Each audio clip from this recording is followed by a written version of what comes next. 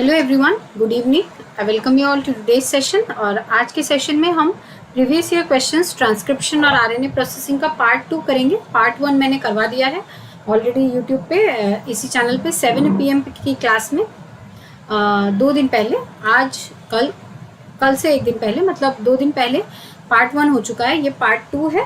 तो पार्ट 2 के लिए यहाँ पे कुछ क्वेश्चंस रह गए थे, कुछ ईयर के क्वेश्चंस रह गए थे, उसे मैंने सोचा एक स्पेशल सेशन में कर देने के लिए, क्योंकि हमने ऑलरेडी नॉर्मल क्लासेस में ट्रांसलेशन स्टार्ट कर दिया है।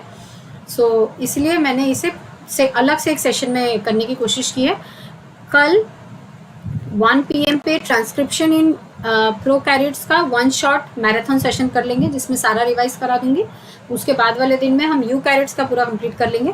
सो आप 1 PM पे आ जाएंगे, वहाँ पे पूरा सेशन सिर्फ एक सेशन में ही आपका पूरा transcription in prokaryote and next day transcription in eukaryote, then processing of RNA, ये तीनों एक ही सेशन में कंप्लीट रिवीजन करा दूंगी मैं।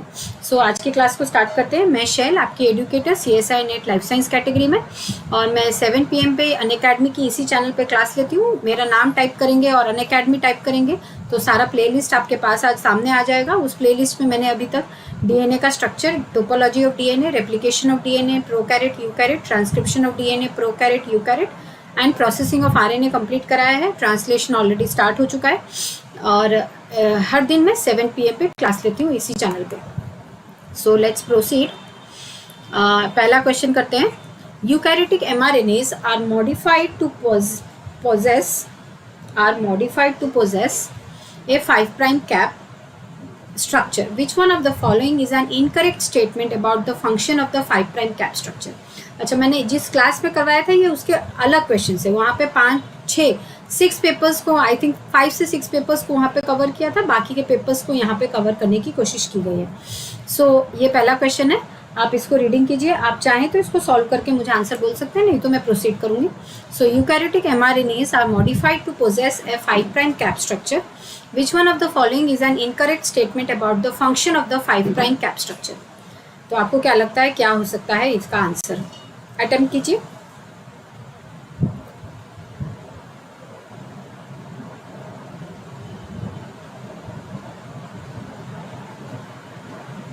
क्या लगता है आपको इसमें से इनकरेक्ट कौन सा है इन स्टेटमेंट्स में से? मैं एक बार क्वेश्चन रीड कर देती हूँ। Eukaryotic mRNAs are modified to possess a 5' cap structure. Which one of the following is an incorrect statement about the function of the 5' cap structure? और ये पार्ट 2 है।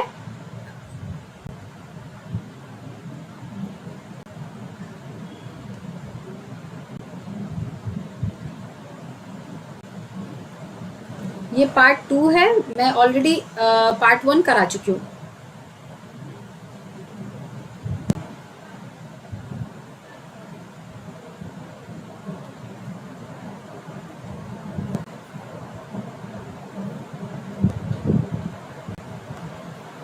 क्या लगता है आप लोग को इसका करेक्ट आंसर क्या हो सकता है?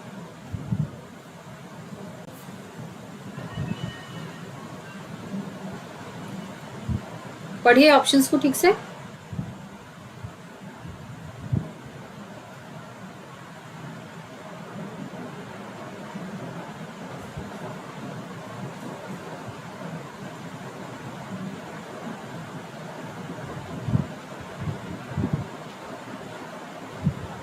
देखिए, पहला है, ये हमें पूछ रहा है कि 5' कैप जो है उसका फंक्शन क्या है। तो ये mRNAs में आपको पता होगा कि mRNA में 5' कैप एंड 3' टेल होता है इन केस ऑफ यूकैरियोट्स। जो 5' कैप होता है that is a modified GMP, guanosine monophosphate. A modified guanosine monophosphate acts as the cap in case of eukaryotic mRNA, and in case of eukaryotic mRNA जो modified cap है वो होता है guanosine monophosphate का। सो guanosine monophosphate का जो cap बनता है उसका फंक्शन ये पूछ रहा है, ठीक है। सो guanosine monophosphate जो एज अ कैप यूज होता है उसका फंक्शन यही है कि क्या हो सकता है, इनमें से कौन सा ऑप्शन इनकरेक्ट हो सकता है। तो एक एक करके रीडिंग करते हैं।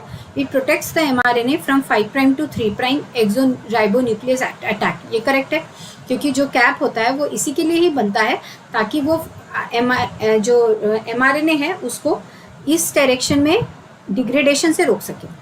It facilitates splicing of the nascent transcript. ये ऑप्शन भी करेक्ट है, क्योंकि अगर कैप बनता है सबसे पहले तो ही स्प्लाइसिंग की प्रोसेस स्टार्ट हो सकती है। थर्ड ऑप्शन क्या है, it protects the transcript from degradation by RNase 3 family enzymes. ये रॉन्ग है, क्योंकि आरएनएस 3 के बारे में मैं ये क्वेश्चन इसलिए लाई हूँ ताकि आपको आरएनएस 3 फैमिली ऑफ एंजाइम्स के बारे में पता चल जाए। आरएनएस 3 जो फैमिली है, सुपर फैमिली आप बोल सकते हैं, वो है 1 2 3 4 4 फैमिलीज है उस सुपर फैमिली के अंडर में। एंड आरएनएस 3 जो ह्यूमन बींग्स में है वो है ड्रोशा एंड डाइसर। तो आरएनएस 3 का जो भी, एक सेकेंड रुकिए मैं चेक करती हूँ, शायद चार्ज खत्म हो गया, एक सेकेंड, नहीं ठीक है। सो आरएनएस 3 जो है, आरएनएस 3 जो इन केस ऑफ ह्यूमन बींग्स है, आरएनएस 3 एंजाइम जो ह्यूमन बींग्स के केस में है, वो बेसिकली आरएनए इंटरफेरेंस के लिए यूज होता है। वो उसका कैप के साथ में कोई कनेक्शन नहीं है। ये आपके इन्फॉर्मेशन के लिए अच्छा क्वेश्चन हो सकता है। तो आरएनएस 3 जो है, इसके जो सुपर फैमिली है, इसमें चार आरएनएस 3 हैं, आरएनएस फैमिलीज हैं। RNase 3 family 1, RNase 3 2 4 3 and 4। And जो ह्यूमन बींग्स में है RNase 3, that is Drosha and Dicer. तो Drosha and Dicer, these both are used to process siRNA, small interfering RNA। and small interfering RNA का function क्या है? small interfering RNA helps in RNA interference। And RNA interference में क्या होता है, जो mRNA होता है उसे, जो फंक्शनल mRNA बन सकता था एक सेल में, उसको साइलेंस कर दिया जाता है RNA इंटरफेरेंस के थ्रू। सो RNase 3 जो है ह्यूमन बींग्स के केस में, आप इतना याद रखेंगे, RNase 3 जो है that helps, the example of RNase 3 super family in case of human beings is Drosha and Dicer. ये याद रखेंगे पहला पॉइंट, ड्रोशा एंड डाइसर। ये दोनों RNase 3 सुपर फैमिली के जो एंजाइम्स है, ये क्या करते हैं? They help to process siRNA। Second point, siRNA क्या है? Small interfering RNA। Small interfering RNA क्या करता है? It helps in RNA interference. RNA interference क्या है? लेट्स सपोज एक सेल में एक mRNA बना है, इस mRNA से एक प्रोटीन बनेगा और वो सेल नहीं चाहता है कि वो प्रोटीन बने, तो वो क्या करेगा? इस mRNA को साइलेंस करेगा। कैसे करेगा? सेल एक siRNA बनाएगा। ये siRNA will be made by the help of dicer, and ये डाइसर एंड ड्रोशा, ये दोनों के हेल्प से बनेगा। एंड ये siRNA क्या करेगा? इस mRNA के साथ बाइंड करके इसको नॉन फंक्शनल कर देगा। So RNase 3 super family in case of human beings में, that is involve with RNA interference. तो इसका यहाँ पे कोई इंपॉर्टेंस ही नहीं है। 5 प्राइम कैप mRNA, इससे कोई है ही नहीं। एंड नेक्स्ट ऑप्शन क्या है? It facilitates attachment to 40S subunit of the ribosome. ये करेक्ट है। तो 5 प्राइम कैप जो है वो क्या करता है, उसका फंक्शंस क्या क्या है? तो it protects the mRNA from 5 prime to 3 prime exoribonuclease attack. मतलब अगर ये mRNA है, ये 5 प्राइम है, ये 3 प्राइम है, 5 प्राइम पे कैप है, ये कैप अगर होगा तो एक्सोराइबोन्यूक्लियस इस डायरेक्शन में इसको डिग्रेड नहीं कर पाएगा। तो हुआ ना 5 प्राइम से 3 प्राइम। और एक्सोराइबोन्यूक्लियस क्यों? क्योंकि एंडोराइबोन्यूक्लियस बीच में कट करते हैं, एक्सोराइबोन्यूक्लियस एंड से कट करते हैं। सो ये वाला ऑप्शन करेक्ट है। इट फैसिलिटेट्स स्प्लाइसिंग, ये भी करेक्ट है। ये रॉन्ग है, ये करेक्ट है। सो the answer is 3।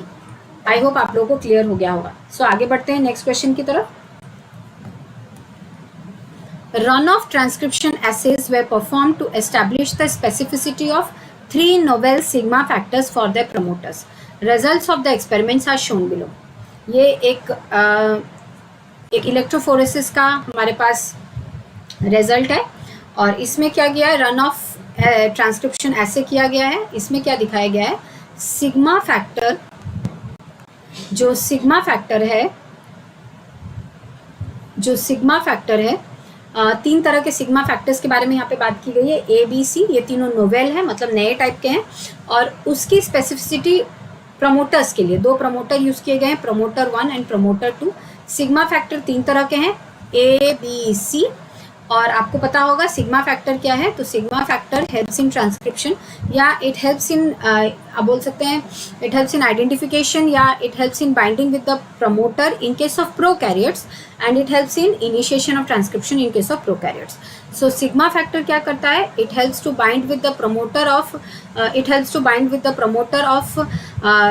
Prokaryotes, and promoter से बाइंड करता है सिग्मा फैक्टर, एंड उसके बाइंड करने की वजह से ही आरएनए पॉलीमरेज बाइंड करता है प्रमोटर से एंड इनिशिएशन हो सकता है इन केस ऑफ प्रोकैरियोट्स, ठीक है।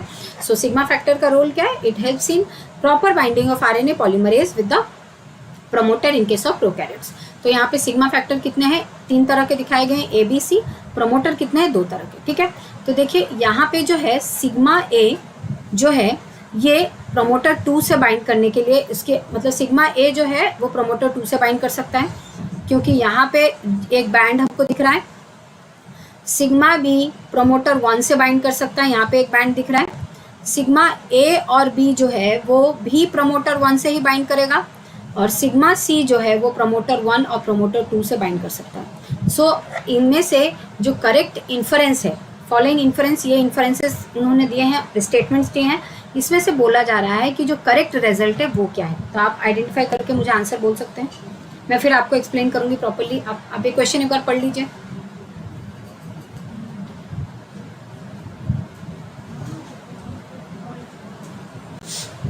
एक बार पढ़ लीजिए।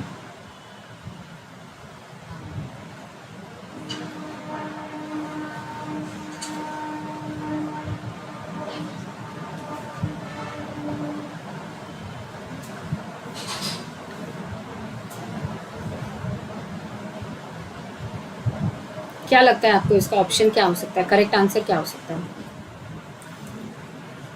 मैं एक एक ऑप्शन पढ़ के दिखाती हूँ आपको। Sigma A initiates transcription from promoter 2 and sigma B from promoter 1। So sigma A from promoter 2, yes correct, sigma A promoter 2 से, and sigma B from promoter 1, yes correct, ये वाला ऑप्शन करेक्ट है।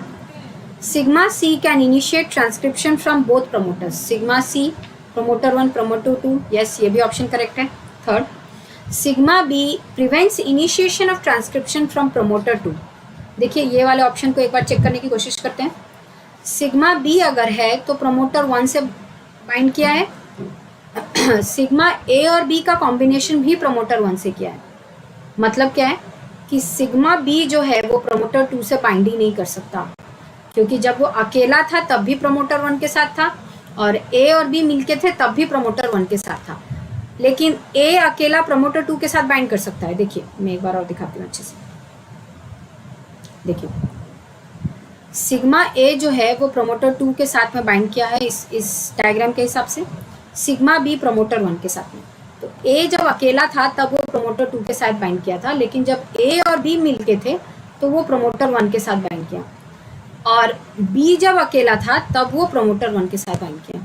मतलब क्या है कि बी सिर्फ promoter 1 के साथ बाइंड करेगा, बी प्रमोटर 2 के साथ बाइंड नहीं करेगा, और अगर सिग्मा बी प्रेजेंट होगा तो वो प्रमोटर 2 के साथ बाइंडिंग को स्टॉप करेगा, क्योंकि जब वो ए प्लस बी के साथ में था तो सिर्फ प्रमोटर 1 के साथ बाइंड किया था, प्रमोटर 2 के साथ नहीं।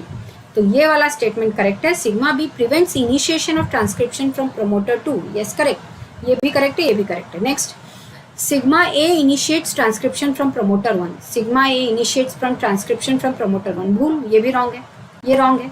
सो कितने ऑप्शंस करेक्ट है? 3। तो इसका आंसर क्या हो सकता है? A B and C only. So the answer is, the correct option is option number 1। एक बार और मैं बता देती हूँ इसका आंसर, देखिए ध्यान से। सिग्मा ए जब था अकेला तो वो प्रमोटर 2 के साथ बाइंड किया, सिग्मा बी था तो प्रमोटर 1 के साथ बाइंड किया, ए प्लस बी जब था तब भी प्रमोटर 1 के साथ बाइंड किया, और सी जब था तब प्रमोटर 1 एंड प्रमोटर 2 दोनों के साथ बाइंड किया। So sigma A initiates transcription from promoter 2, sigma A promoter 2, yes correct. Sigma B from promoter 1, yes correct, तो option 1 correct. Sigma C can initiate transcription from both promoters, sigma C promoter 1 and 2, yes correct. Sigma B prevents initiation of transcription from promoter 2, sigma B अकेला है promoter 1 के साथ में, sigma ए अकेला होने से promoter 2 के साथ में, और सिग्मा ए एंड बी होने से प्रमोटर 1 के साथ में। मतलब बी सिर्फ और सिर्फ प्रमोटर 1 के साथ बाइंड कर सकता है, वो प्रमोटर 2 के साथ बाइंड ही नहीं कर सकता। तो सिग्मा बी जब ए के साथ कॉम्बिनेशन में था तो उसने ए को P2 के साथ बाइंड करने से बंद कर दिया। देखिए ए अकेला था, P2 के साथ बाइंड कर पाया, लेकिन जब ए और बी मिलके थे तो ए और बी की वजह से P1 ही रहा रोल में, सीन में, P2 नहीं आ पाया। क्योंकि B जो है it inhibits binding with P2. तो sigma B prevents initiation of transcription from P2. Yes, correct. So the answer is option number 1, A, B and C only. I hope ये answer समझ में आया. नहीं आने से मुझे बोलिएगा. आई होप ये पूरा समझ में आया आप लोगों को. So let's proceed to the next question. Actinomycin D inhibits the process of transcription in both prokaryotic and eukaryotic organisms. The following statements are made about actinomycin D mediated inhibition of transcription. So the options are: actinomycin D inhibits transcription from a double-stranded DNA template by either E. coli or yeast RNA polymerase. आप पढ़ लीजिए. मैं एक option पढ़ दिया, आप बाकी options पढ़ लीजिए. मैं आंसर बताऊंगी फिर. ध्यान से पढ़िए. अगर चाहिए तो मैं इलाज करती हूँ एक एक करके. इसकी क्वालिटी इतनी अच्छी नहीं आई लो.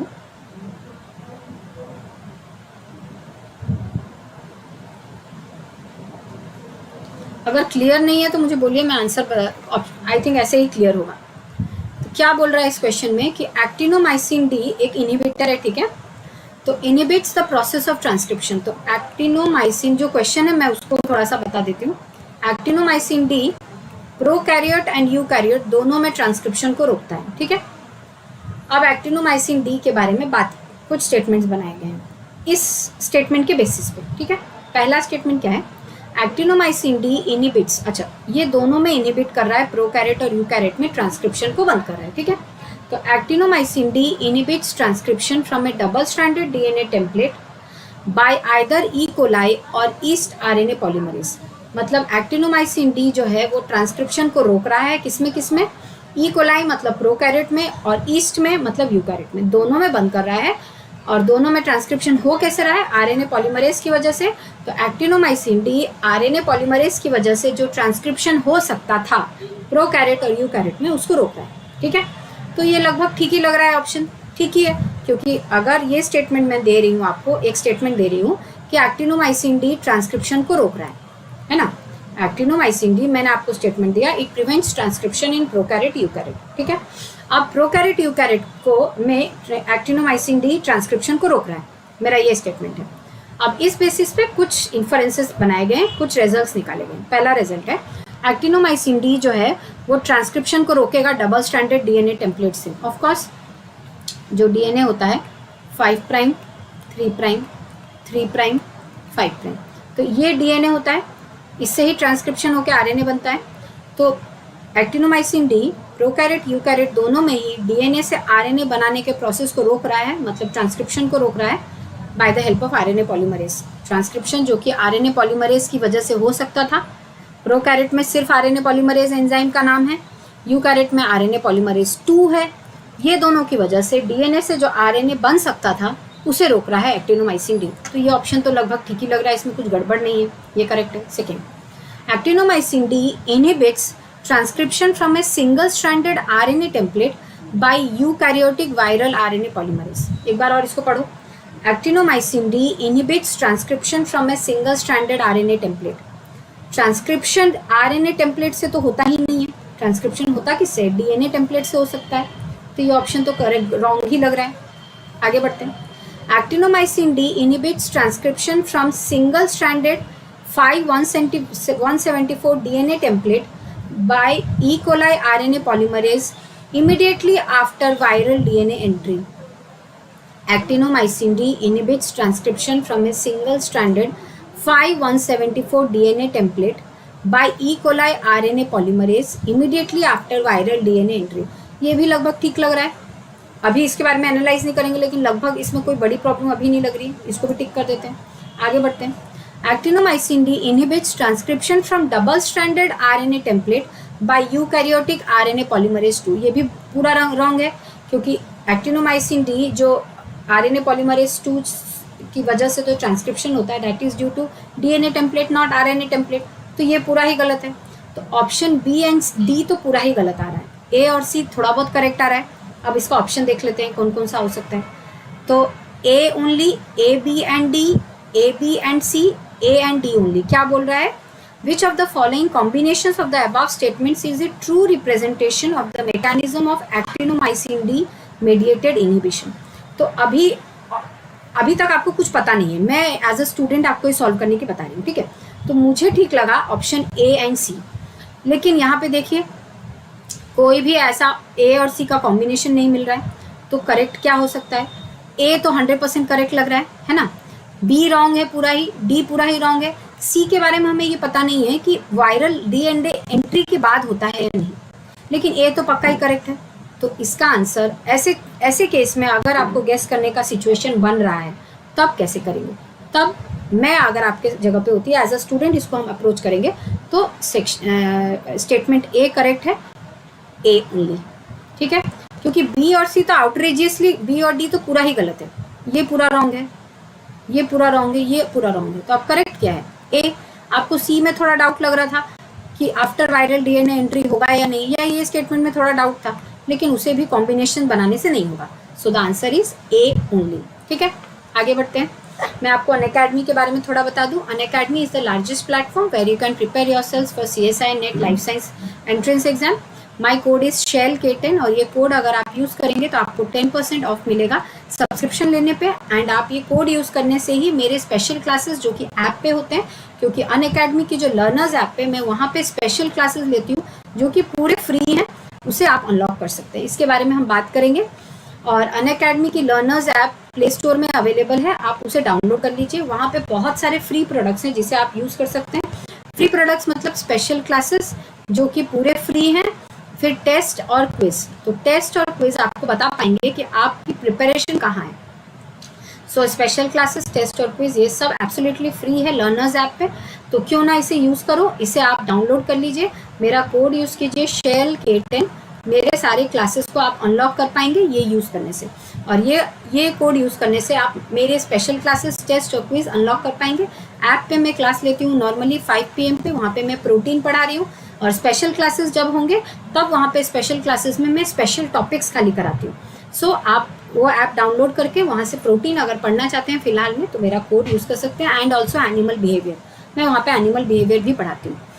आपको किसी भी एजुकेटर की कोई भी बात इनअप्रोप्रिएट लगती है या कोई भी स्लाइड इनअप्रोप्रिएट लगती है तो फिर आप इसे एक सेकंड में, मेरा ये चार्जर बंद हो गया है, एक सेकंड। हाँ आप यस हाँ, सो आप क्या कर सकते हैं, आप इसे अनअकैडमी को रिपोर्ट कर सकते हैं। डिस्क्रिप्शन बॉक्स में आपको फॉर्म मिल जाएगा, उसे डाउनलोड करके उसे फिलअप करके अनअकैडमी को रिपोर्ट कर सकते हैं। एंड आप अगर पहले होंगे उसे रिपोर्ट करने वाले तो आपको प्राइज भी मिलेगा। So this is the next question. During maturation process of some RNA molecules, formation of a 2' 5' phosphodiester bond. यहाँ पे ये हमारा कैच है, यहाँ पे क्या बोल रहा है? During maturation process of some RNA molecules, मतलब RNA मॉलिक्यूल्स का मैचुरेशन मतलब क्या है कि प्री mRNA का जो प्रोसेसिंग होता है और वो mRNA में कन्वर्ट होता है, मैच्योर mRNA में कन्वर्ट होता है, इस प्रोसेस को कहते हैं processing of mRNA, pre mRNA। I hope clear हो रहा है, मैं एक एक वर्ड को क्लियर कर रही हूँ। सबसे पहला क्या है? Maturation process of some RNA molecules, मतलब क्या है? Conversion of pre mRNA to mature mRNA। इसका मतलब ये है, इस प्रोसेस को कहा जाता है प्रोसेसिंग ऑफ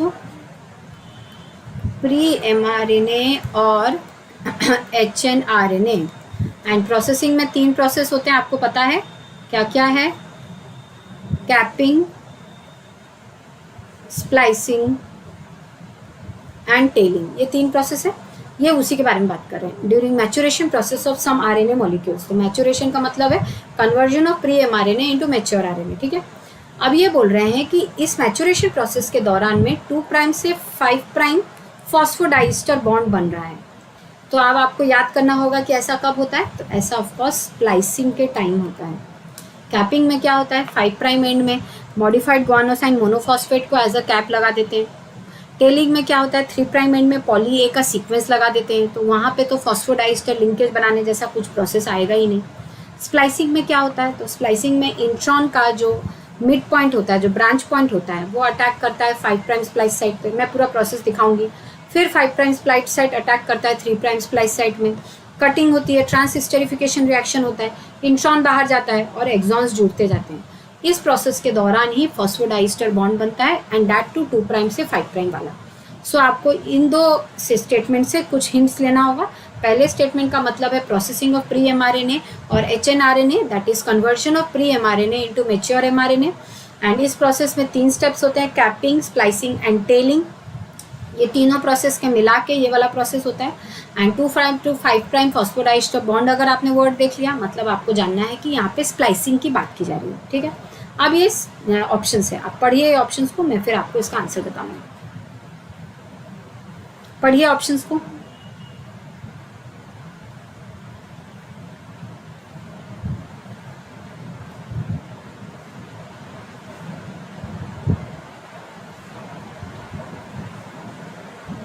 पढ़िए इन ऑप्शंस को।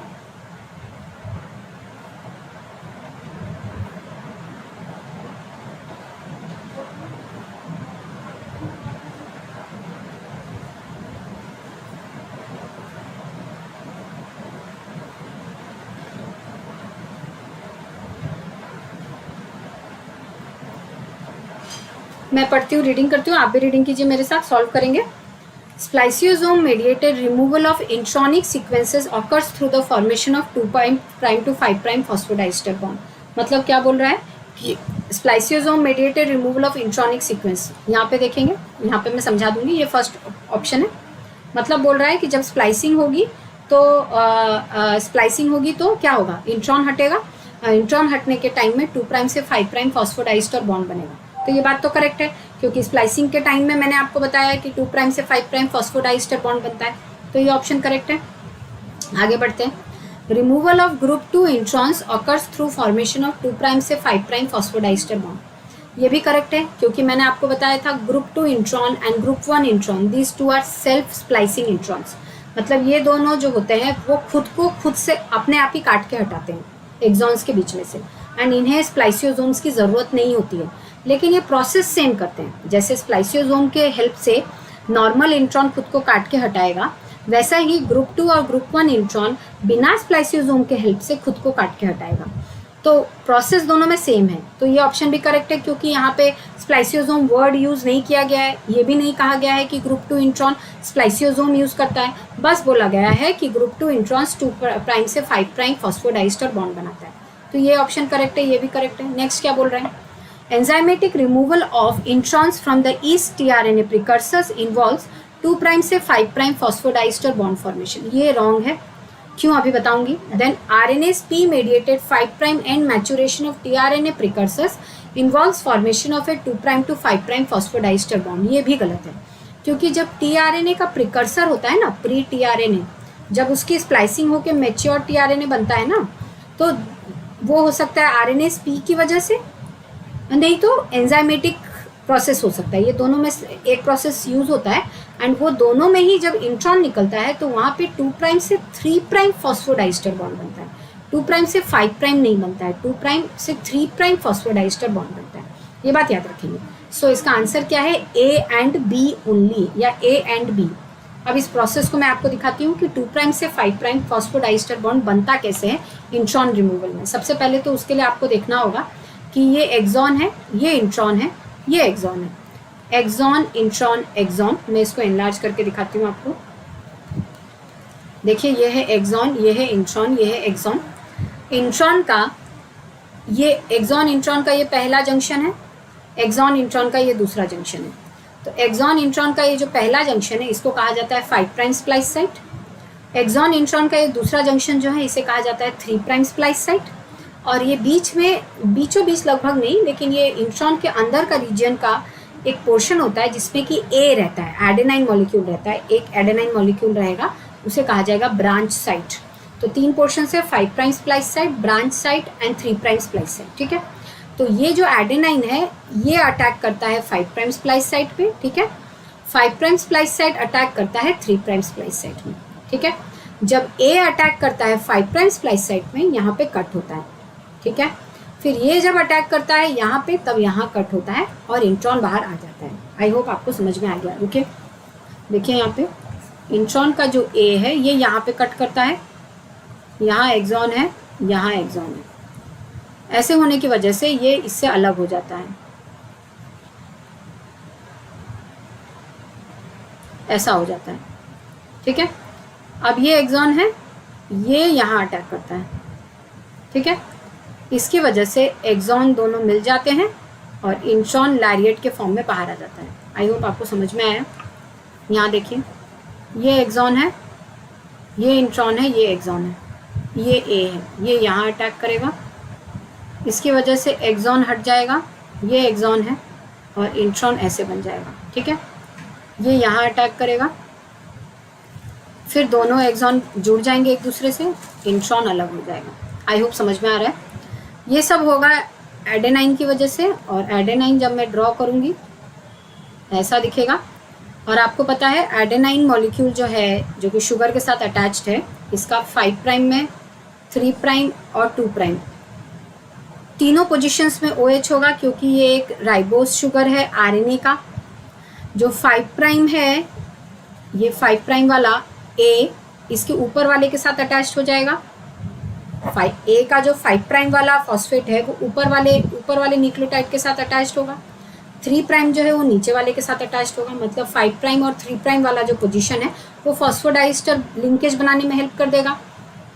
अगर ये A है, उसके ऊपर लेट्स सपोज C है, उसके नीचे लेट्स सपोज G है, तो ये जो फॉस्फोडाइस्टर लिंकेज है, और ये जो यानी कि ये और ये जो फॉस्फोडाइस्टर लिंकेज है, इसके लिए 5 प्राइम और 3 प्राइम वाला OH यूज़ हो गया एडेनाइन का। अब एडेनाइन का कौन सा OH बचा? 2 प्राइम वाला। तो ये 2 प्राइम वाला का जो OH है, इसका जो लोन पेयर है, ये अटैक करेगा यहाँ पे। आई होप समझ में आ रहा है। और फिर यहाँ पे अटैक करने की वजह से कट आ जाएगा। देखिए मैं यहाँ पे बनाने की दिखाती हूँ। ये देखिए, ये एडेनाइन है, ये वाला मॉलिक्यूल है, ठीक है। एडेनाइन शुगर, देखिए ये 5 प्राइम वाला एंड है, ये ऊपर के साथ अटैच्ड है। देखिए यहाँ पे ये 3 प्राइम एंड है, ठीक है। ये देखिए नीचे के साथ अटैच्ड है ना। तो अगर ये इंट्रॉन है, ये एडेनाइन है, तो इसका ऊपर वाला शुगर ये है, उसका नीचे वाला शुगर ये है, ये एडेनाइन है। तो एडेनाइन का 5 प्राइम वाला ऊपर चला गया, 3 प्राइम वाला नीचे यूज हो गया, बचा क्या? 2 प्राइम वाला यूज बचा। यहाँ देखिए ये 2 प्राइम वाला है ना, है ना। ये 2 प्राइम वाला यूज होगा, ये 2 प्राइम का OH अटैक करेगा, इसका जो OH का जो लोन पेयर है ये अटैक करेगा यहाँ पे, यहाँ एक्सॉन है ना। ये इंट्रॉन का कौन सा हिस्सा है? 5 प्राइम एंड है, ये इंट्रॉन का 3 प्राइम एंड है, यहाँ पे एक दूसरा एक्सॉन है ना। तो ये जो 5 प्राइम एंड है और ये इंट्रॉन A का कौन सा है? 2 प्राइम OH है। ये 2 प्राइम OH इस 5 प्राइम वाले फॉस्फेट के साथ में फॉस्फोडाइस्टर लिंकेज बनाएगा। तो किसके किसके बीच में फॉस्फोडाइस्टर हुआ? 2 प्राइम से 5 प्राइम के बीच में। आई होप समझ में आ रहा है आप लोगों को। मोहम्मद अली, हेलो बेटा, आप लोग को ये समझ में आ रहा है? I hope. रुकिए मैं फिर से बताती हूँ। ये देखिए, ये एडेनाइन मैं बना रही हूँ। ये एडेनाइन कौन सा है? ये वाला एडेनाइन। ये नहीं समझेंगे तो नहीं होगा, ये एडेनाइन, ठीक है। मैं ये बना रही हूँ। देखिए ये वाला ऊपर में अटैच्ड है, लेट सपोज G है, यहाँ पे यूज हो गया है ना। 3 वाला नीचे के साथ यूज हो गया, नेक्स्ट वाले के साथ लेट सपोज C है। OH फ्री है 2 प्राइम वाला। अब ये 2 प्राइम वाला अटैक करेगा कहाँ पे? देखिए यहाँ पे अटैक करेगा इसका 2 प्राइम, इस पॉइंट पे अटैक करेगा। इस पॉइंट पे अटैक करने की वजह से यहाँ पे कट आ जाएगा, तो 5 प्राइम इंट्रॉन का एंड जो है वो फ्री हो जाएगा। अब ये A जो बोलेगा कि मेरे साथ बॉन्ड बना लो, तो A का 2 prime OH and 5 prime splice site दोनों में फॉस्फोडाइस्टर लिंकेज बन जाएगा, 2 प्राइम से 5 प्राइम वाला। आ गया समझ में आप लोगों को? तो इसके लिए यहाँ पे 2 प्राइम से 5 प्राइम जब बन गया, वो किसकी वजह से बना? स्प्लाइसियोसोम की वजह से। And group 2 intron self splicing है, लेकिन वहाँ पे स्प्लाइसियोसोम यूज नहीं होता है, लेकिन फिर भी 2 प्राइम से 5 प्राइम फॉस्फोडाइस्टर बॉन्ड बनता है। तो इसका आंसर है A and B। I hope ये समझ में आ गया आप लोग। नहीं समझ में आया है तो मैं 1-2 दिन के बाद फिर से स्प्लाइसिंग पढ़ाऊंगी, आप वहाँ पे देख लेंगे। अच्छा, नेक्स्ट क्वेश्चन है 104 वाला। To categorise the mechanism by which heat stress is perceived in Arabidopsis, a team of researchers fused a heat shock promoter, एक promoter, heat shock promoter को ल्यूसीफेरेज जीन के साथ में अटैच करा दिया गया। अब इस प्रमोटर की वजह से इस जीन का ट्रांसक्रिप्शन डिपेंड करेगा, इस प्रमोटर पे आरएनए पॉलीमरेज बाइंड करेगा एंड इस जीन का ट्रांसक्रिप्शन होगा। ठीक है, तो ये प्रमोटर क्या है? Heat shock promoter, heat shock promoter. तो इसकी वजह से ये जो जीन है ये ट्रांसजीन बन गया। ठीक है, तो क्यों? क्योंकि ट्रांसजीन का मतलब क्या होता है? दो अलग अलग स्पीशीज़ के जीन सीक्वेंसेस को अगर मिला दिया जाए, तो यहाँ पे देखिए अराबिडोप्सिस का जीन को किसके साथ मिला दिया गया है? अराबिडोप्सिस के जीन को ल्यूसीफेरेज जीन के साथ मिला दिया गया। तो ये ल्यूसीफेरेज जीन किसी और स्पीशीज से आया है, अराबिडोप्सिस का हीट शॉक प्रमोटर लाया गया। तो प्रमोटर और जीन जो दोनों को यहाँ पे मिलाया गया है, ये दो अलग स्पीशीज से आए हैं, इसलिए इसको एक ट्रांसजीन बोलेंगे। ठीक है, तो transgenic plant having promoter luciferase fusion was raised. So ये जो ट्रांसजीन है, ये ट्रांसजीन कंटेनिंग प्लांट्स को रेज किया गया। ठीक है, such plants ma'am 3' end 5' DNA में क्यों होता है? अच्छा बेटा देखो, डीएनए में क्या होता है? शुगर मॉलिक्यूल होता है, एक न्यूक्लियोटाइड होता है, सॉरी एक नाइट्रोजनियस बेस होता है और फॉस्फेट मॉलिक्यूल होता है। ये एक न्यूक्लियोटाइड है, ठीक है, फिर यही शुगर के साथ अटैच होगा, फिर नेक्स्ट नाइट्रोजनियस बेस होगा, फिर फॉस्फेट मॉलिक्यूल होगा। इस तरह से सारे मॉलिक्यूल्स अटैच होते हैं शुगर में। अच्छा मोहम्मद अली बेटा, मैं पहले ये थोड़ा सा बता दूं, फिर आपको ये बताऊंगी, ये आंसर को सॉल्व करके मैं आपको वो चीज़ बता दूंगी। ठीक है, यहाँ पे देखते हैं। तो यहाँ पे क्या किया गया है? एक प्रमोटर लिया गया है, किससे? अराबिडोप्सिस का हीट शॉक वाला प्रमोटर लिया गया है, मतलब हीट शॉक जीन का जो प्रमोटर होगा उसको यहाँ पे लिया गया है और उसे ल्यूसीफेरेज जीन के साथ मिला दिया गया है। इसकी वजह से एक ट्रांसजीन बन गया। ट्रांसजीन क्या होता है? जब दो अलग स्पीशीज़ के पोर्शंस को मिला दिया जाता है। अब इस वाला अराबिडोप्सिस प्लांट को मतलब ग्रो करा जा रहा है। ठीक है, such plants reveal strong luciferase expression upon heat stress. अब देखो, heat stress promoter heat shock promoter है। हीट शॉक प्रमोटर का मतलब क्या होता है? जब हीट स्ट्रेस होगा, हीट की वजह से जब स्ट्रेस डेवलप करेगा उस प्लांट में, तब हीट स्ट्रेस की वजह से हीट शॉक वाले प्रोटीन्स बनेंगे, उसे बचाने की कोशिश करेंगे। ठीक है, तो ये दिखा रहा है कि ल्यूसीफेरेज जीन जो है उसका ट्रांसक्रिप्शन कब बढ़ जाता है? जब हीट शॉक होता है। तो क्या बोल रहा है? Such plants reveal strong luciferase expression upon heat stress. मतलब ये बोल रहा है कि अराबिडोप्सिस के सेल्स में जहाँ पे हीट शॉक वाले प्रमोटर को ल्यूसीफेरेज जीन के साथ मिक्स किया गया, ल्यूसीफेरेज जीन की वजह से जो लाइट डेवलप करेगा और हमें दिखाई देगा जीन की वजह से, तो जो हीट शॉक प्रमोटर है उसको लाइट वाले जीन के साथ में मिक्स कर दिया गया है। जब भी हीट स्ट्रेस आएगा, हीट की वजह से जब भी स्ट्रेस डेवलप करेगा, तो ये प्रमोटर कहाँ था? हीट स्ट्रेस अगर होगा प्लांट को, तो इस प्रमोटर से हीट स्ट्रेस से रुकने वाले, मतलब हीट स्ट्रेस से बचाने वाले प्रोटीन्स बनते थे। इस प्रमोटर की वजह से ट्रांसक्रिप्शन होता था उसका। ठीक है, अब यहाँ पे हीट स्ट्रेस की वजह से बचाने के लिए प्रोटीन बनने के बजाय ये प्रमोटर किसके साथ अटैच कर दिया गया है? ल्यूसीफेरेज जीन के साथ में। देखिए, ये जो प्रमोटर है, कौन सा प्रमोटर है? हीट शॉक वाला प्रमोटर। ये हीट शॉक वाला प्रमोटर जो है, इसकी वजह से कौन सा एंजाइम, कौन सा प्रोटीन बनेगा? जब हीट शॉक आएगा या हीट की वजह से स्ट्रेस आएगा, तो उस रिलेटेड बचाने वाले प्रोटीन्स बनाता है ये प्रमोटर। अब इस जीन को हटा के ल्यूसीफेरेज जीन मिला दिया गया है। ल्यूसीफेरेज जीन क्या करता है? ल्यूसीफेरेज जीन ल्यूसीफेरेज एंजाइम बनाता है जो कि लाइट बना सकता है। ठीक है, तो ये प्रमोटर जब स्ट्रेस होता था तो प्रोटीन बनाता था। कौन सा प्रोटीन? जो कि स्ट्रेस से बचाएगा।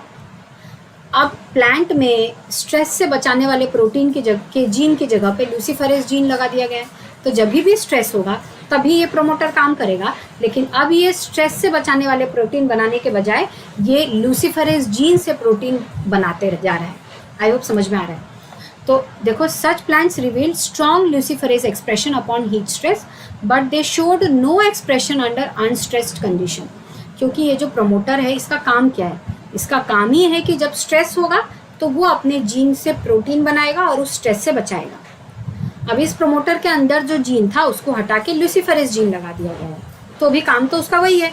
स्ट्रेस आएगा तो वो प्रमोटर अपने जीन से प्रोटीन बनवाएगा, लेकिन ये प्रोटीन अब स्ट्रेस से नहीं बचाएगा, ये ल्यूसीफेरेज प्रोटीन बनाएगा। ठीक है, लेकिन जब स्ट्रेस नहीं होगा तो ये प्रमोटर कुछ काम नहीं करेगा। यही है ना। Subsequently, these transgenic plants were mutagenized by EMS and seeds from F2 generation were obtained.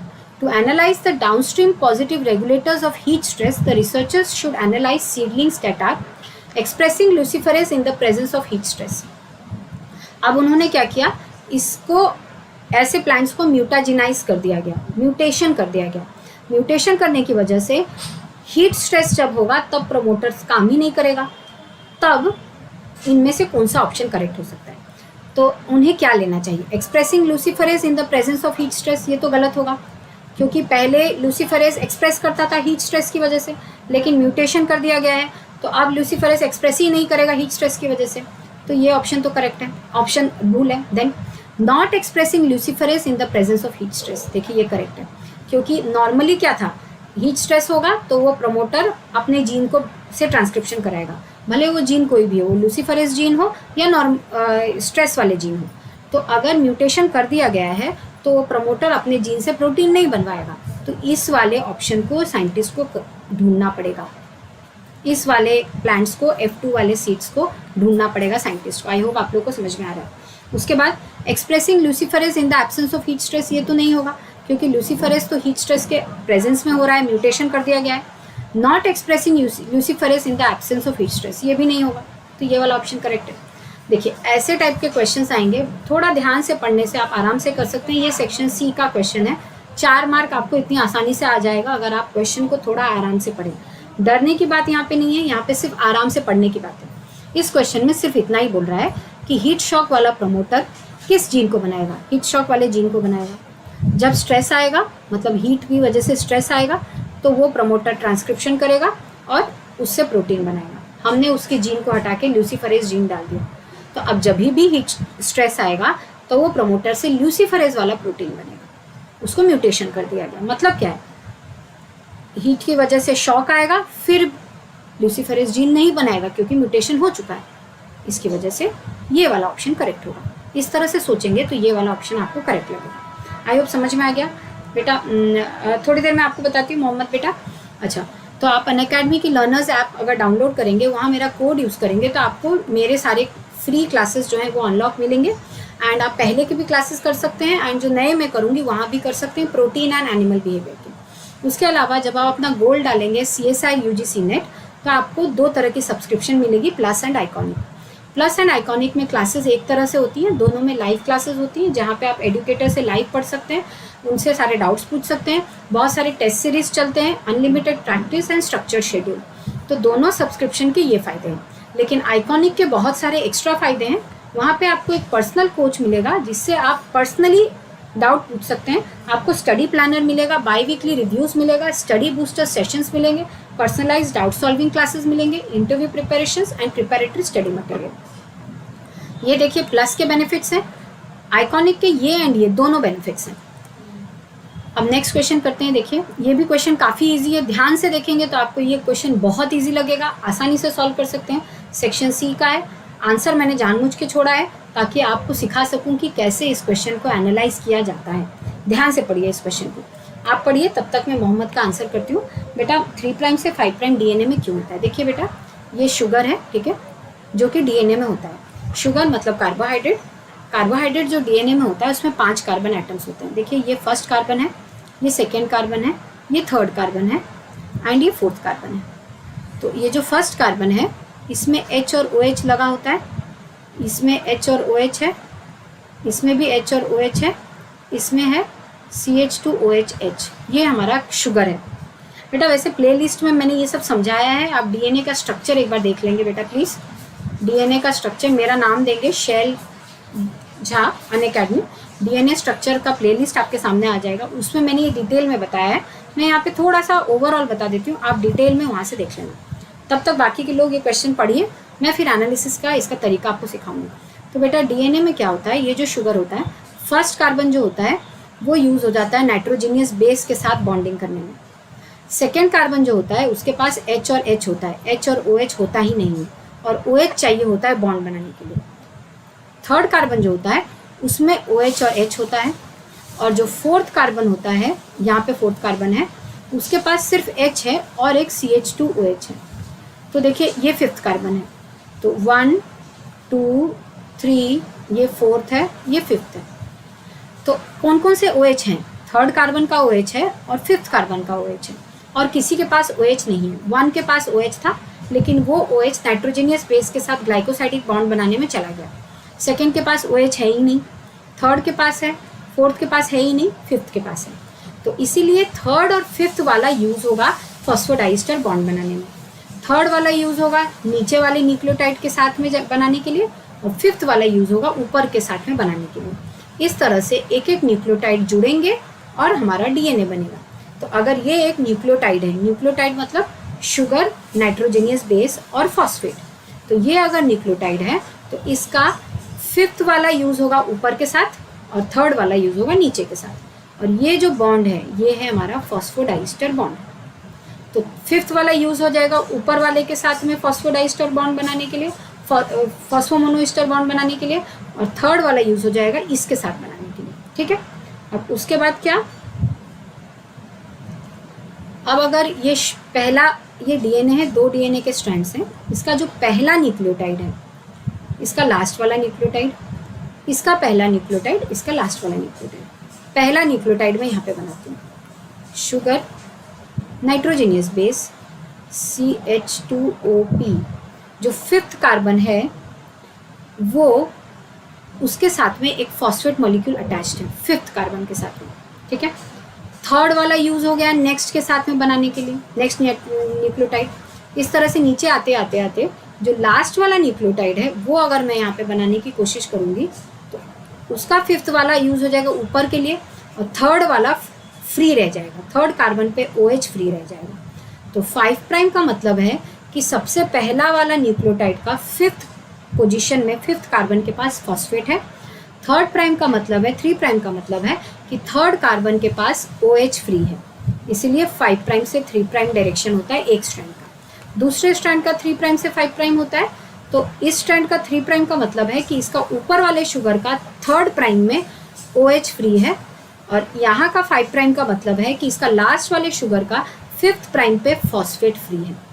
ये आपको समझ में आ रहा होगा। अगर नहीं आ रहा है बेटा तो आप वो प्लेलिस्ट से पूरा डिटेल में मैंने आपको पूरा उसमें पूरा समझाया है कि ये स्ट्रक्चर क्या है, शुगर क्या है, शुगर से ये कैसे बना, 3 प्राइम क्या है, 5 प्राइम क्या है, प्राइम क्या है, ये सारी चीज़ें उसमें समझाई हैं, आप उससे पढ़ लेना। ठीक है, अच्छा बाकी लोगों ने ये आई होप ये क्वेश्चन पढ़ लिया है। मैं आपको समझा देती हूँ इस क्वेश्चन का मीनिंग। देखिए यहाँ पे बोल रहा है कि A1257 base pair genomic DNA, मतलब एक DNA है जिसमें 1257 बेस पेयर्स हैं, प्रोकैरियोटिक जीन है, और वो एक ऐसे प्रमोटर के अंडर में है जो कि कॉन्स्टिट्यूटिव है। कॉन्स्टिट्यूटिव प्रमोटर का मीनिंग मैंने यहाँ रखा है। Constitutive promoter means unregulated promoter that allows for continual transcription of its associated gene.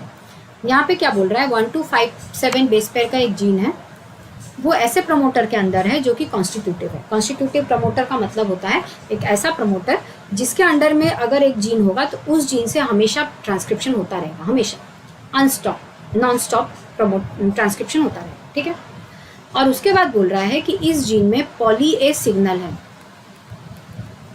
Poly A signal sequence है। इस क्वेश्चन में इतना ही दिया हुआ है, काफ़ी इजी क्वेश्चन है, ध्यान से देखेंगे 2 मिनट में सॉल्व हो सकता है। सबसे पहला ऑप्शन क्या दिया, सबसे पहले क्या इन्फॉर्मेशन दी गई है, एक जीन है और जीन का एक प्रमोटर है। आपको पता है कि ट्रांसक्रिप्शन में जीन का और प्रमोटर का होना इंपॉर्टेंट है, प्रमोटर ही उस जीन से ट्रांसक्रिप्शन करने में हेल्प करता है। प्रमोटर एक स्पेशल सीक्वेंस है, ये सब मैं पढ़ा चुकी हूँ, मेरे ट्रांसक्रिप्शन के प्लेलिस्ट में है, वहाँ से पढ़ लेंगे। नहीं तो कल 1 बजे दिन में स्पेशल सेशन होगा, मैराथन सेशन, जहाँ पे मैं फिर से रिवाइज करा दूंगी ट्रांसक्रिप्शन इन प्रोकैरियोट्स, वहाँ आप पढ़ लेंगे। ठीक है, तो एक प्रमोटर है जिसको बोलेंगे, थैंक यू मोहम्मद अली बेटा। देखो एक प्रमोटर है जो कि कॉन्स्टिट्यूटिव है, उसके अंडर में एक जीन है, वो जीन जिस प्रमोटर के अंडर में होगा उसी प्रमोटर से पॉलीमरेज बाइंड करेगा, आपको पता है सिग्मा फैक्टर बाइंड करेगा, फिर पॉलीमरेज बाइंड करेगा, और फिर वो उस जीन से ट्रांसक्रिप्शन करने में हेल्प करेगा।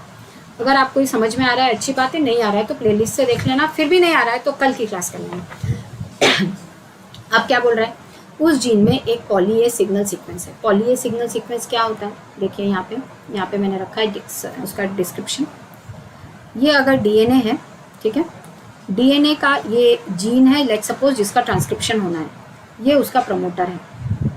और ये let's suppose poly A signal sequence है, यहाँ पे देखिए, यहाँ पे है पॉली ए सिग्नल सीक्वेंस। इसके साथ में आरएनए पॉलीमरेज बाइंड करेगा, ठीक है, आरएनए पॉलीमरेज जैसे बाइंड करेगा। अच्छा, ये यूकैरियोट के केस में, सॉरी, तो यहाँ पे क्या बाइंड करेगा, आरएनए पॉलीमरेज 2 बाइंड करेगा एंड बहुत सारे ट्रांसक्रिप्शन फैक्टर्स बाइंड करेंगे। ट्रांसक्रिप्शन का इनिशिएशन होगा, इलॉन्गेशन होगा और आरएनए पॉलीमरेज 2 आगे बढ़ेगा। यहाँ पे देखिए आरएनए पॉलीमरेज 2 है, आगे बढ़ रहा है, ट्रांसक्रिप्शन हो रहा है, देखिए आरएनए बन रहा है, ठीक है। बनते बनते जैसे वो पॉली ए सिग्नल सीक्वेंस पे आ जाएगा, पॉली ए सिग्नल सीक्वेंस मतलब क्या है कि इस सिग्नल के बाद में आरएनए को टूटना ज़रूरी है, ट्रांसक्रिप्शन को रुकना ज़रूरी है, ट्रांसक्रिप्शन को नहीं, मतलब आरएनए को टूटना ज़रूरी है और उस आरएनए में टेल लगना ज़रूरी है, टेल। और टेल क्या होता है, poly A signal sequence, poly A. Eukaryotes में जो टेल होता है ना वो पॉली ए होता है। यहाँ देखिए बहुत सारे ए जो होते हैं ना वो टेल बन जाते हैं। देखिए ये अगर आरएनए है पॉली ए, ये टेल है, 3 प्राइम एंड में कैप है, एक टेल है। तो पॉली ए सिग्नल सीक्वेंस का मतलब है हो गया, बस यहाँ पे तुम आरएनए को काटो, आरएनए कट के आ गया और उसमें अब तुम 3 प्राइम में बहुत सारे ए लगा दो, पॉली ए लगा दो। तो पॉली ए मतलब टेल। तो पॉली ए सिग्नल सीक्वेंस का मतलब क्या है, अगर डीएनए में ये आ गया है तो वो ट्रांसक्राइब होकर आरएनए में आ जाएगा। वो आ गया मतलब कि अब आरएनए को टूटना ज़रूरी है, पॉलीमरेज से छूट के नीचे उतरना ज़रूरी है एंड 3 प्राइम में बहुत सारे ए लगना ज़रूरी है।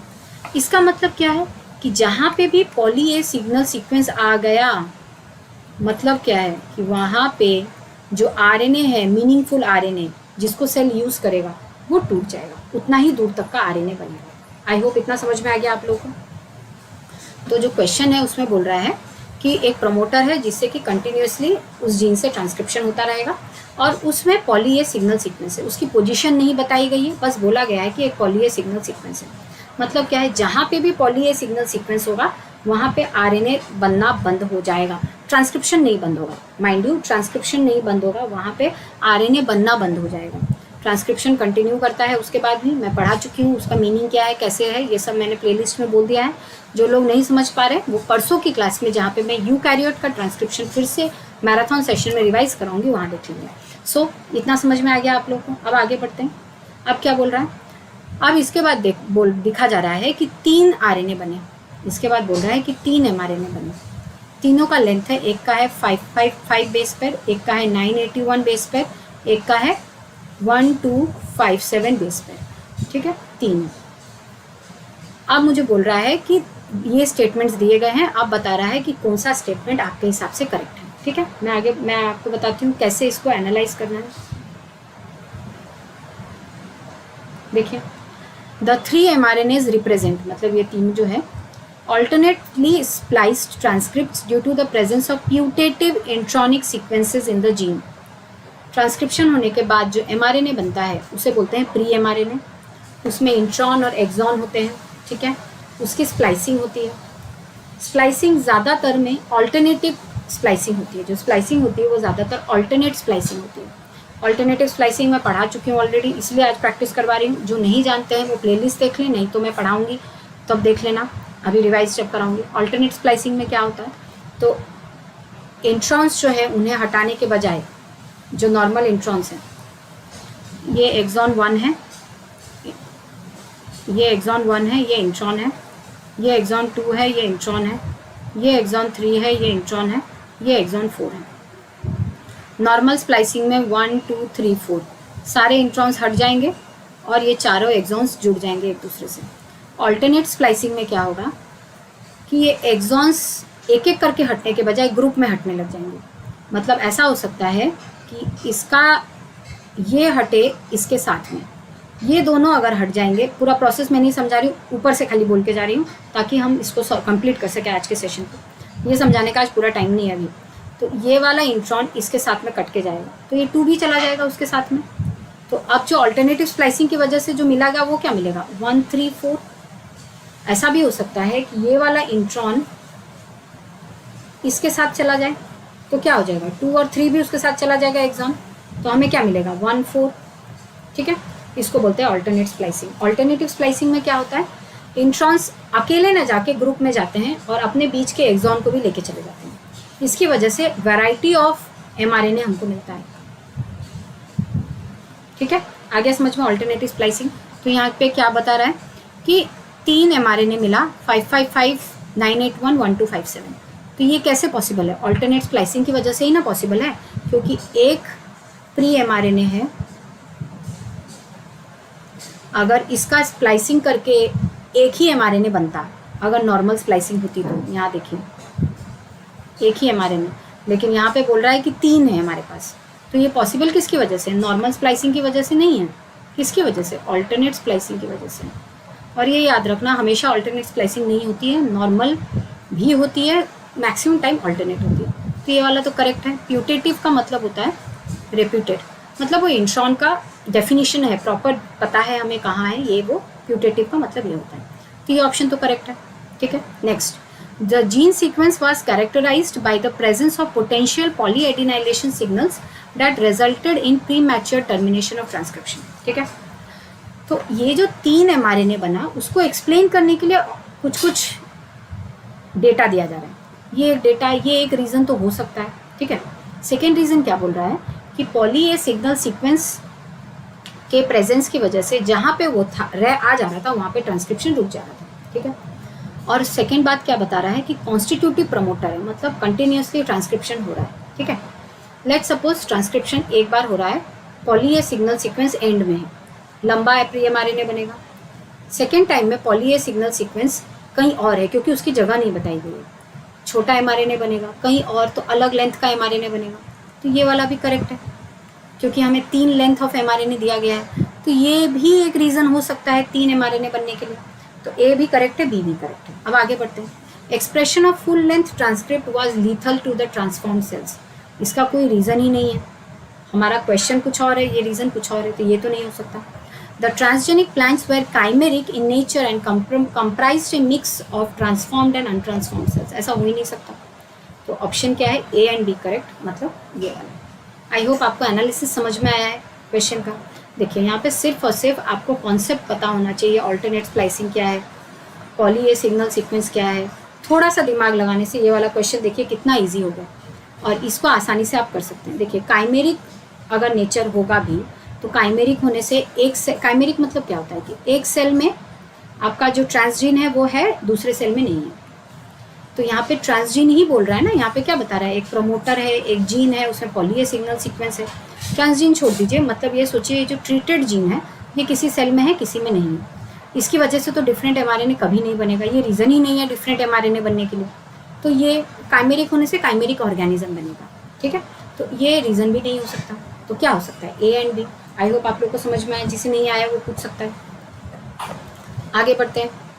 तो आप अनअकैडमी की लर्नर्स ऐप प्ले स्टोर से डाउनलोड कर सकते हैं, और इंस्टॉल करने के बाद में आप अपना गोल जैसे टाइप करेंगे CSR UGC नेट, कि आपको वो पूछेंगे कि कौन सा सब्सक्रिप्शन चाहिए, प्लस या आइकॉनिक। मेरा कोड है शेल K10, ये यूज़ करेंगे तो आपको सब्सक्रिप्शन लेने में हेल्प होगी। आपके पास में एक चार्ट आ जाएगा जिसमें कि प्राइजेस और ड्यूरेशन के बारे में बताया गया है। आप एक सिलेक्ट करेंगे तो आपको अपना प्रोफाइल फिलअप करने के लिए मिलेगा, एंड उसके बाद प्राइजेस का लिस्ट जब आएगा तो प्लस की प्राइजेस का लिस्ट की यहाँ पे मैं बात कर लेती हूँ। अगर 1 मंथ का सब्सक्रिप्शन लेंगे तो 2900 टोटल है, 3 मंथ्स का लेंगे तो 6250 टोटल है, 2083 पर मंथ। 6 मंथ्स का है 11600, 1933 पर मंथ। 12 मंथ्स का है 14500, 1208 पर मंथ। एंड 24 मंथ्स का है 20,000 total, 833 rupees per month. And मेरा कोड मत भूलिए शेल K10, क्योंकि इससे आपको 10% ऑफ मिलेगा। And I will be your mentor in few chapters. किस चैप्टर्स में मैं भी आपकी गाइड बनूंगी, क्योंकि आपने मेरे नाम से सब्सक्रिप्शन लिया है। देन ये आइकॉनिक के प्राइजेस है। 6 मंथ्स का है 18,000 टोटल, 3,000 पर मंथ। 12 मंथ्स का है 26,000 total, 2,167 per month. And 24 months का है 45,000 टोटल, 1,875 पर मंथ। 10% ऑफ के लिए मेरा कोड शेल K10। EMI में भी पेमेंट कर सकते हैं आराम से। अब आगे बढ़ते हैं। नेक्स्ट क्वेश्चन क्या है? A highly specific inhibitor that targets the phosphorylation activity of transcription factor 2H। Eukaryotic transcription की बात हो रही है, ट्रांसक्रिप्शन फैक्टर के बारे में बात हो रही है। Which one of the following steps is inhibited? तो इसमें सिंपल, ये डायरेक्ट क्वेश्चन है, मेमोरी बेस्ड है, सेक्शन बी का है। इसमें आपको सिंपल पूछ रहा है ट्रांसक्रिप्शन फैक्टर 2H का फंक्शन क्या है, क्योंकि उसको म्यूटेट कर दिया गया है या उसको ख़राब कर दिया गया है, उसकी वजह से क्या होगा, उसका फंक्शन याद करने की कोशिश करेंगे। मैं आंसर बता देती हूँ, फिर रीज़न बताएंगे। Binding of RNA polymerase to promoter sequence, ये नहीं होगा क्योंकि उसके लिए कोई और रेस्पॉन्सिबल है, कौन है देखेंगे। प्रमोटर क्लियरेंस, यस ये होगा, क्यों मैं बताऊंगी, बाकी चीज़ें नहीं है। प्रमोटर क्लियरेंस क्यों, देखते हैं आगे। देखिए ये हैं सारे ट्रांसक्रिप्शन फैक्टर्स और उसका ऑर्डर। ये देखिए ये है प्रमोटर, ये रीजन, यहाँ पे RNA पॉलीमरेज बाइंड करेगा। कैसे बाइंड करेगा, सबसे पहले आएगा ट्रांसक्रिप्शन फैक्टर 2D। तो ट्रांसक्रिप्शन फैक्टर 2D क्या करेगा, ये टाटा बॉक्स से बाइंड करेगा। ये टाटा बॉक्स जो है ये प्रमोटर का एक स्पेशल सीक्वेंस है जिससे कि वो बाइंड करेगा सबसे पहले। तो पहले आएगा ट्रांसक्रिप्शन फैक्टर 2D, उसके बाद में देखते हैं, फिर मैं ऑप्शन बता दूंगी, पहले ये देख लेते हैं। पहले आएगा 2D, फिर आएगा 2A, फिर आएगा 2B, फिर आएगा 2F, उसके बाद आएगा RNA पॉलीमरेज 2। तो RNA पॉलीमरेज 2 आने से पहले, बहुत पहले 2D आ चुका है। और हमारे क्वेश्चन में क्या है, 2H का तो कोई पिक्चर में है ही नहीं, 2H सबसे लास्ट में आ रहा है। तो इनिशिएशन का रिलेटेड तो कुछ हो ही नहीं सकता, यानी binding of RNA polymerase related 2H का फंक्शन हो ही नहीं सकता, क्योंकि 2H तो लास्ट में आ रहा है, RNA पॉलीमरेज पहले आ गया है। तो ये वाला ऑप्शन तो भूल है पूरा, है ना। प्रमोटर क्लियरेंस, देखो ये सारे ट्रांसक्रिप्शन फैक्टर्स आएंगे, उसके बाद लास्ट में आएगा ट्रांसक्रिप्शन फैक्टर 2H। इसका फॉस्फोराइलेशन होगा, एक्चुअली में ऐसा होता है, प्रोसेस ये है, इसका फॉस्फोराइलेशन होगा जिसकी वजह से RNA पॉलीमरेज 2 उस पूरे बंडल से बाहर निकल के इलॉन्गेशन फेज में एंटर करेगा। तो ऑफकोर्स प्रमोटर क्लियरेंस उसका आंसर हो सकता है। Recruitment of transcription factor 2D पूरा गलत है, क्योंकि 2D तो पहले आ चुका है, ठीक है। Next, open promoter complex formation, ये तो है ही नहीं, ऐसा कुछ है ही नहीं, हो गया। आगे बढ़ते हैं, ये वाला डायग्राम से समझ जाओगे पूरा। देखो यहाँ पे टाटा बॉक्स हमारा इनिशिएशन के लिए हेल्प करेगा। ट्रांसक्रिप्शन फैक्टर्स आ रहे हैं एक एक करके। देखो सबसे लास्ट में आया ट्रांसक्रिप्शन फैक्टर 2H, ये है RNA पॉलीमरेज। जैसे 2H आया कि पॉलीमरेज का जो टेल है CTD, डिटेल मैं पढ़ा चुकी हूँ, प्लेलिस्ट से देख लेंगे। ट्रांसक्रिप्शन फैक्टर का एक डोमेन होता है जिसको बोलते हैं C टर्मिनल डोमेन, उसमें अमीनो एसिड्स का एक सीक्वेंस होता है जिसका फॉस्फोराइलेशन होना ज़रूरी है। जैसे ये फॉस्फोराइलेशन होगा, किसकी वजह से होगा, ट्रांसक्रिप्शन फैक्टर 2H की वजह से। So transcription factor 2H is the most important transcription factor which helps in phosphorylation of A domain of RNA polymerase 2 which is called as C terminal domain. And after phosphorylation of RNA polymerase 2 C terminal domain, RNA polymerase 2 can leave behind the bundle of transcription factors and enter into elongation. देखो यहाँ भी initiation चल रहा है, RNA polymerase 2 आया, अभी तक उसका टेल देखो, टेल का फॉस्फोराइलेशन नहीं हुआ। जैसे ट्रांसक्रिप्शन फैक्टर 2H आया कि उसका टेल फॉस्फोराइलेट हो गया, वो आगे बढ़ गया, इलॉन्गेशन में एंटर कर गया। आई होप ये क्लियर है। नहीं तो फिर आप मेरा प्लेलिस्ट चेक कर लीजिए, वहाँ पे मैं पूरा पढ़ा चुकी हूँ। नहीं तो फिर कल परसों और उसके बाद वाले दिन में स्पेशल मैराथन सेशंस में पूरा transcription and processing of RNA prokaryote eukaryote हम कवर कर लेंगे, ठीक है। आगे बढ़ते हैं।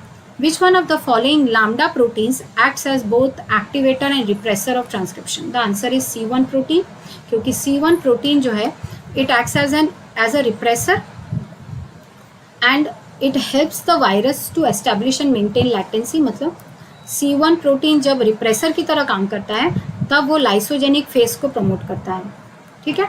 जब एक्टिवेटर की तरह काम करता है तो वो लाइटिक फेज को प्रमोट करता है। तो इसका आंसर है C1 प्रोटीन। ये डिटेल में तब आपको बताया जाएगा जब आपको लाइटिक और lysogenic cycle and the escape from lysogenic to lytic उसके बारे में बताया जाएगा, ठीक है। अच्छा, तो ये वाला तो एक मेमोरी बेस्ड था, इजी क्वेश्चन था ये। अगर वो चैप्टर पढ़ा है तो ये इजीली आप आंसर कर सकते हैं, ठीक है। ये वाला स्लाइड में इंपॉर्टेंट चीज़ क्यों है ये मैंने रखा है, ये one of the most important topics है। अभी रिवीजन में मैं फिर से पढ़ा दूंगी, आप देख लेंगे। यहाँ पे देखिए ये जो टेल है CTD उसका फॉस्फोराइलेशन हो रहा है, कहाँ कहाँ हो रहा है देखिए, वो उसके लिए मैंने इसको रखा है सेरीन में होता है। देखिए सेरीन में फॉस्फोराइलेशन होता है। सेरीन के फिफ्थ पोजीशन में जो सेरीन है उसका फॉस्फोराइलेशन होने की वजह से प्रमोटर एस्केप होता है। प्रमोटर से एस्केप करके वो इनिशिएशन से इलॉन्गेशन में एंटर करता है। सेरीन फिफ्थ पोजीशन में जो है वो फॉस्फोराइलेट होता है, किसकी वजह से, ट्रांसक्रिप्शन फैक्टर 2H की वजह से। ये बात याद रखेंगे, ठीक है। तो इस तरह से ये पूरा टॉपिक हम ख़त्म करते हैं। एक्चुअली यहाँ पे आने की वजह से आपका पूरा रिवीजन हो गया, transcription and processing of RNA, and आपका प्रैक्टिस भी हो गया। तो अगर आप ये प्रैक्टिस कर रहे हैं तो आप ये ध्यान देंगे कि अगर आपने पूरे मेरे क्लासेस किए हैं तो आप कोई भी क्वेश्चन अटेम्प्ट कर सकते हैं CSI नेट का। बस चाहिए ये कि पेशेंस होना चाहिए क्लासेस को सुनने के लिए, उसके बाद में उसे बार बार रिवाइज करने के लिए, इतना भी काफ़ी है। अगर आप रेफरेंस बुक से नहीं पढ़ सकते तो सिर्फ क्लासेस अटेंड कर लेने से भी होगा, क्योंकि मेरी क्लासेस में मैं वर्ड टू वर्ड वॉटसन या लेनिंजर को फॉलो करके आपको पढ़ाती हूँ। एंड आई गारंटी अगर मेरी क्लासेस देख लेंगे तो आप ऑलमोस्ट सारे क्वेश्चंस उस टॉपिक से अटेंड कर सकते हैं। एंड मैं हमेशा इंपॉर्टेंट टॉपिक का ही इस तरह से पढ़ाती हूँ, इस तरह से पूरा डिटेल में पढ़ाती हूँ, प्रैक्टिस कराती हूँ। मेरा कोड है SHELL-K10, वो यूज़ करेंगे तो आप सब्सक्रिप्शन लेने में आपको हेल्प होगी। इस वीडियो को लाइक कर दीजिए, शेयर कीजिए अपने फ्रेंड्स के साथ में, और सब्सक्राइब कर लीजिए चैनल को, बेल बटन को हिट कीजिए ताकि मेरे सारे वीडियोस के नोटिफिकेशंस आपकी तरफ आते रहें।